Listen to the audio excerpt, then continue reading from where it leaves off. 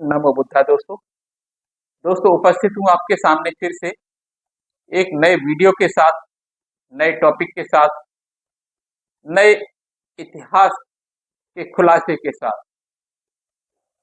दोस्तों, बाबा साहब भीमराव अंबेडकर ने कहा था, भारत में ब्राह्मणवाद और भारत का इतिहास कुछ भी नहीं है सिवाय ब्राह्मणवाद और बुद्ध धम्म के संघर्ष के अलावा, और ये आज भी चल रहा है। दोस्तों, यहाँ पर ये ब्राह्मणवाद बुद्ध के अवशेषों को, बुद्ध के इतिहास को छुपा नहीं सके, उसको अपना लिया और वहां पर वो अपनी रोजी रोटी चलाने लगे, अपना धंधा चलाने लगे। और ऐसा ही एक खुलासा मैं आज आपके सामने करने जा रहा हूँ, शैवों की असलियत आपके सामने रखने जा रहा हूँ। दोस्तों, महाबोधि बिहार में जो आंदोलन चल रहा है उसमें आपका सहयोग नितांत आवश्यक है। आप उसमें तन मन धन से सहयोग करें, और कुछ न कर सकें तो कम से कम लोगों में जागरूकता फैलाएं, जिससे सब लोग अपनी जड़ को पहचान सकें, अपने मूल को पहचान सकें, और अपने घर वापसी न कर सकें तो कम से कम उसके समर्थन में तो खड़े हो ही सकें। और दोस्तों, बाबा साहब भीमराव अम्बेडकर ने कहा था, जो कौम अपने इतिहास को नहीं जानती वो कभी तरक्की नहीं कर सकती। इसलिए अपने इतिहास को जानना अत्यंत ही आवश्यक है। दोस्तों, आज हम बात करेंगे बोधिसत्व अवलोकितेश्वर की। दोस्तों, ऐसा नहीं है कि महाबोधि महाविहार में ही कब्जा किया गया है। महाबोधि महाविहार में तो सभी जानते हैं, इसलिए वहां पर उसके संघर्ष कर रहे हैं, लेकिन अनेकों बौद्ध मंदिर ऐसे हैं जहां पर कब्जा हो चुका है और पूरी तरह से कब्जे में है, और हम उसके इतिहास को जानेंगे। उन्हीं में से एक प्रथम शैव पीठ है जिसे त्रिलोकी नाथ के नाम से जाना जाता है, और ये भी बड़ा ही प्रसिद्ध मंदिर है जहां पर कब्जा किया गया है। दोस्तों, वीडियो शुरू करने से पहले आपसे विनम्र आग्रह, अगर आपको वीडियो अच्छा लगे तो लाइक कीजिए, चैनल को सब्सक्राइब कीजिए। दोस्तों, अगर आप मेरे चैनल पर नए हैं तो आज का वीडियो शुरू करते हैं। दोस्तों, हिमाचल प्रदेश के लाहौल स्पीति जिले के 37 किलोमीटर की दूरी पर आज एक त्रिलोकीनाथ गांव है। इस गांव का पूर्व नाम तुंदा था। इस गांव में एक अवलोकितेश्वर बुद्ध की मूर्ति आज भी विराजमान है, जिसको 10वीं शताब्दी के में वहां के स्थानीय शासक दीवांजा राणा ने एक व्यवस्थित मंदिर का रूप देते हुए स्थापित किया था। इन सभी बातों की जानकारी मंदिर से प्राप्त शिलालेख के द्वारा आज मालूम होती है। उस त्रिलोकीनाथ गांव में जो अवलोकितेश्वर बुद्ध की मूर्ति है, की प्रतिमा आप देख सकते हैं। आप लोग जो चित्र को देख लिए होंगे, वैसे बता दूं, इसके पहले कहीं भी वैदिक संस्कृति में कोई मूर्ति नहीं मिली है। भारत में वज्रयानी परंपरा द्वारा निर्मित यह पहली मूर्ति है जिसमें एक आकृति गौतम बुद्ध के प्रतिरूप में बैठी है, और वह आकृति स्वयं अपने माथे पर साक्षात गौतम बुद्ध को विराजित किए हुए है।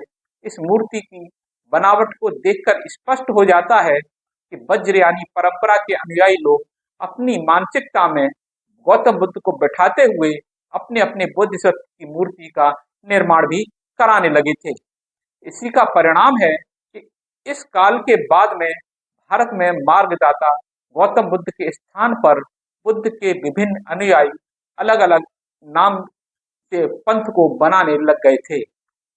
इसी समय अवलोकितेश्वर बुद्ध वाली परंपरा के कुछ तथाकथित दिग्भ्रमित अनुयायी लोगों के मानस पटल पर मार्गदाता गौतम बुद्ध के ज्ञान से हटकर अलग प्रकार की एक अलौकिक ईश्वर रूपी काल्पनिक अवतार का चित्रण होते हुए शैव पंथ यानी शंकर भगवान या शिवलिंग का अंकुरण हो गया था।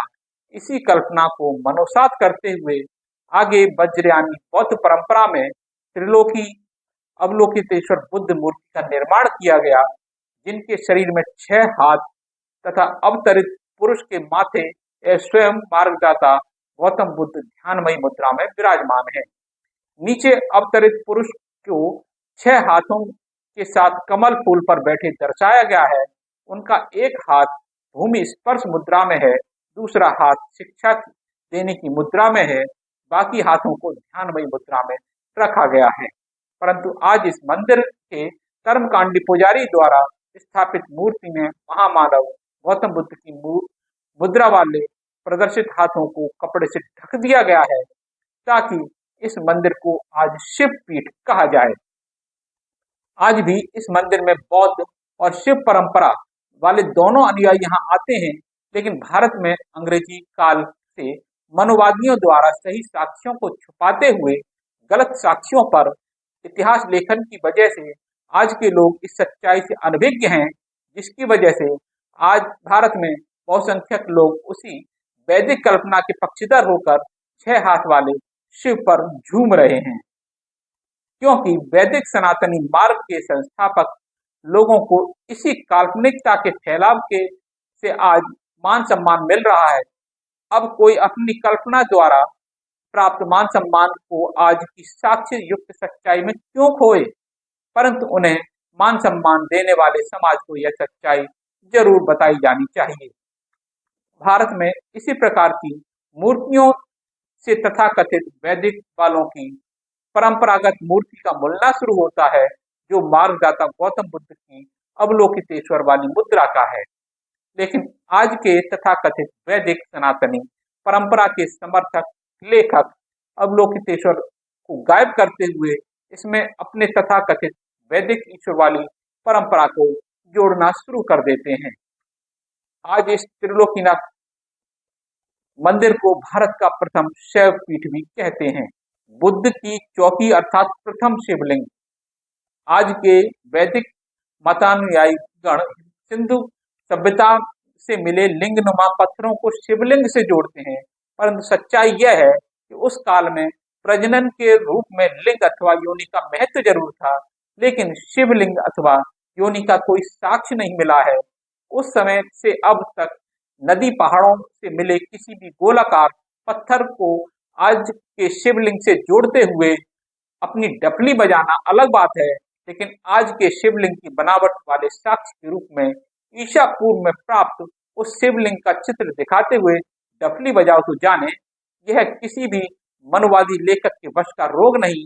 लेकिन मैं आप लोगों को एक शिवलिंग की तस्वीर दिखा रहा हूं, जो बिल्कुल ही आज के शिवलिंग से मेल खाती है।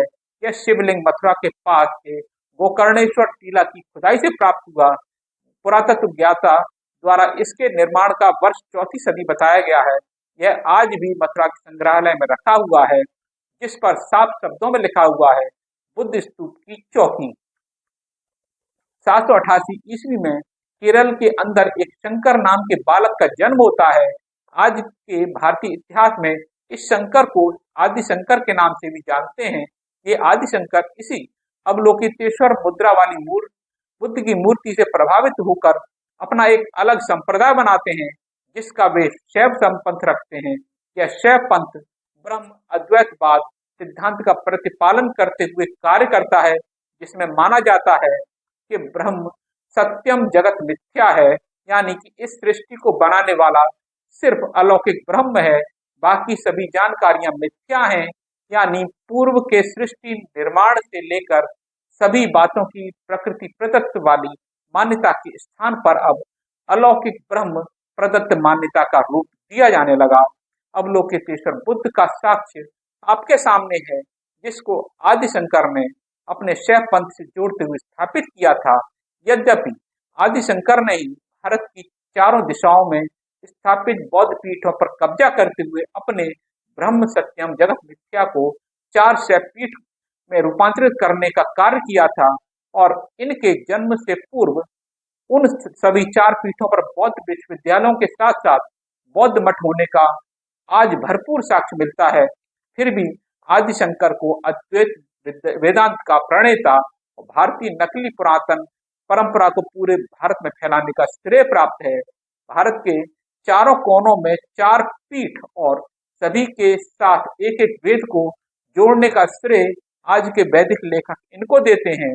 साथ ही हर वेद के अलग अलग नामों के साथ हर पीठ के शंकराचार्य को अलग अलग पद नाम से संबोधित करने की प्रथा भी इन्होंने स्थापित किया, जो आज भी बदस्तूर सुचारू ढंग से चल रही है। इससे स्पष्ट होता है कि इस वेद का संस्थापक आदिशंकर या इसके बाद का कोई गुमनाम व्यक्ति है। श्रृंगेरी, चिकमंगलौर, कर्नाटक, यजुर्वेद और पदनाम सरस्वती भारती। शारदा पीठ, द्वारका, गुजरात, सामवेद और पदनाम तीर्थ आश्रम। ज्योतिर्मठ, बद्रिकाश्रम, उत्तराखंड, अथर्ववेद, पदनाम गिरी और सागर। गोवर्धन मठ, पुरी, उड़ीसा, ऋग्वेद और पदनाम आरण्य। आदि शंकराचार्य को उसके अनुयायी अलौकिक ब्रह्म रूप शिव यानी जगत का कल्याण करने वाले जैसा चित्रण करते हुए साक्षात अलौकिक ब्रह्म शिव का अवतार मानते थे। इसलिए उन्होंने अपने हाथों में 12 ज्योतिर्लिंग की स्थापना की।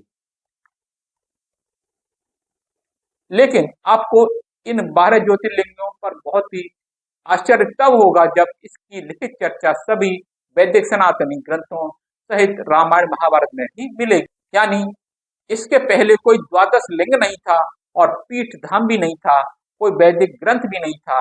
लेकिन आज तो यहाँ के वैदिक अनुयायी की मान्यता है कि 12 ज्योतिर्लिंग, 4 पीठ और वैदिक साहित्य भारतीय सभ्यता संस्कृति में सिंधु घाटी से भी पूर्व की हैं। ये वही 4 पीठ हैं जिनका वर्णन रामायण में है।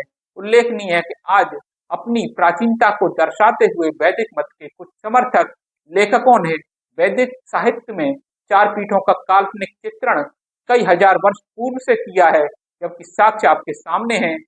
आदि शंकर के कार्य क्षेत्र का जो मुख्यालय रहा था उसका नाम आज केदारनाथ है। आज केदारनाथ मंदिर के पीछे आदि शंकर की समाधि स्थापित है। आज कोई भी केदारनाथ जाकर उस समाधि का अवलोकन कर सकता है कि किस काल में बनी है। इसे भी जानने का प्रयास करें, क्योंकि आज के कुछ वैदिक अनुयायी आदि शंकर को ईस्वी सन से पूर्व को बताते हैं, परंतु समाधि की संरचना पाल काल 8वीं 9वीं शताब्दी की है। तो दोस्तों, यहाँ पर खुलासा किया हमने किस प्रकार शैव पंथ की स्थापना हुई, उनके अलग अलग ग्रंथों की स्थापना हुई और शैव संप्रदाय को शुरू करने वाले आदि शंकर कौन थे और उन्होंने क्या किया। दोस्तों, यह खुलासा निश्चित आपको अच्छा लगा होगा। अगर अच्छा लगा हो तो इसको लाइक कीजिए, चैनल को सब्सक्राइब कीजिए। दोस्तों, इसी प्रकार अन्य खुलासों के लिए मेरे चैनल से आप जुड़े रहिए। मैं इसी तरह के नए नए खुलासे, अलग अलग तीर्थों के रहस्योद्घाटन आपके सामने लाता रहूंगा, क्योंकि वो सभी बौद्ध तीर्थ हैं, वो वैदिक तीर्थ नहीं है। इस वीडियो को अगर आपको अच्छा लगा हो तो लाइक कीजिए, चैनल को सब्सक्राइब कीजिए। दोस्तों, मिलता हूं अगले वीडियो में, तब तक के लिए नमो बुद्धाय।